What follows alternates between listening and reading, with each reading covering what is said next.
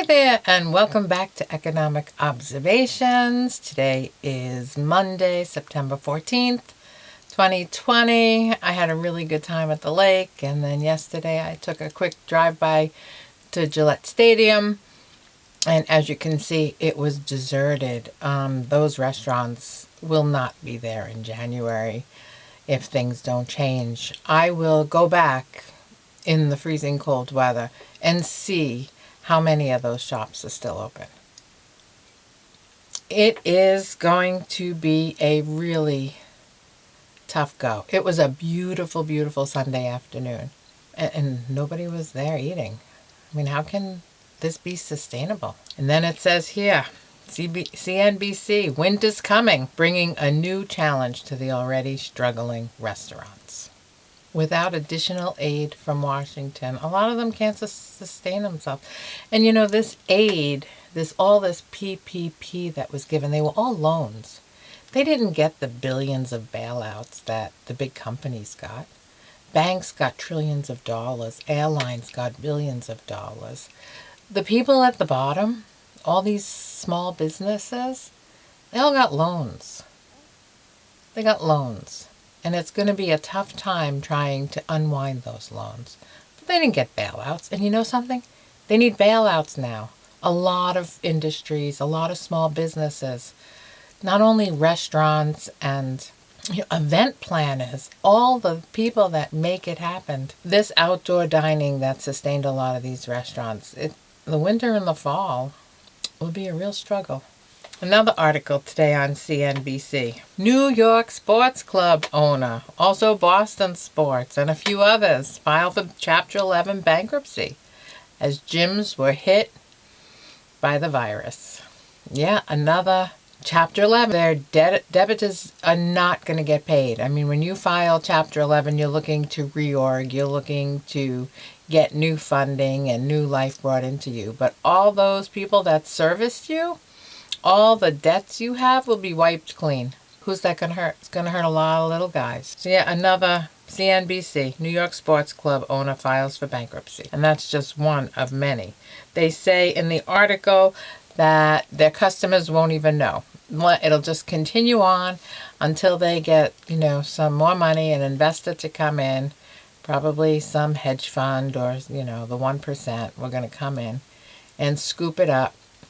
And all the little guys that they owe money to, well, they're not going to get paid. CNBC again. Weekly job claims misestimates as employment gains taper. Yep, they're tapering off. There's no gains. 884,000 additional job losses last week.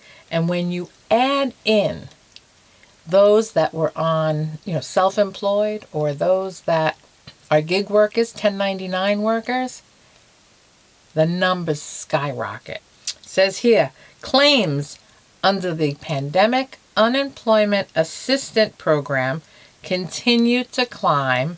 The total of those claiming benefits through the traditional unemployment and through the Pandemic Unemployment Assistance just rose to 29.6 million people.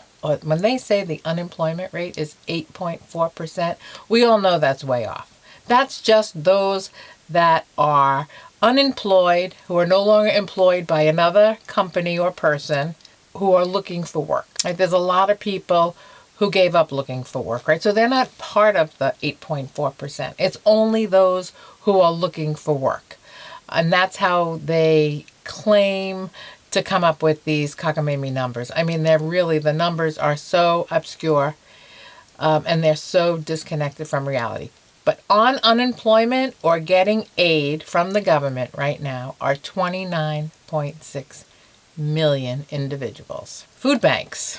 Wisconsin Food Bank warns we're not going to normal anytime soon. On the hedge. All right, there is a growing demand of people needing food. It's really sad, folks. Winter's coming. People are going to need money for heat. Another article. There's no stimulus coming. There's no GOP or bipartisan bill that's going to be passed. After this $300 from FEMA runs out, and it's slated to run out, I think, this week. They said it was going to be 6 weeks from August, extra $300. But that's ending, and there's nothing in the pipelines. Talks have stalled. They've gone on vacation. As far as we know, they're still on vacation. The GOP passed, they didn't pass, they came up with a skinny bill. And it didn't even pass the Senate. Are they going to pass something larger? I mean, Pelosi and Schumer aren't moving, but you can't even get the GOP to sign another bill. And I understand the debt is out of control. It is out of control. And how long can the government keep bailing people out? I don't know. United Airlines said, 16,000 people by the end of October if they don't get aid. American Airlines.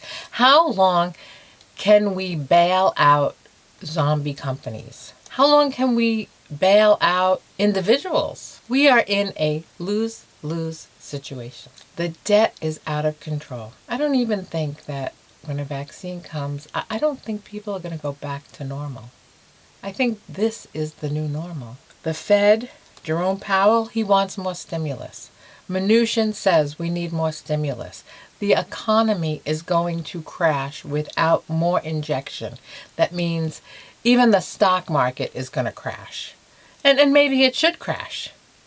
The Fed is propping it up. They own corporate bonds. They're injecting billions of dollars into that market. And now, of course, Mnuchin and Jerome Powell are saying we need more stimulus. We need more money injected into the economy, or the economic misery will rear its ugly head. And it will rear its ugly head very soon.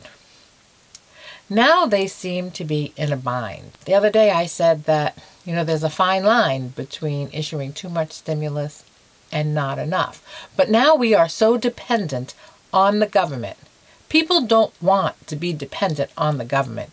People want jobs. People want to feel good about themselves. They don't want to sit at home.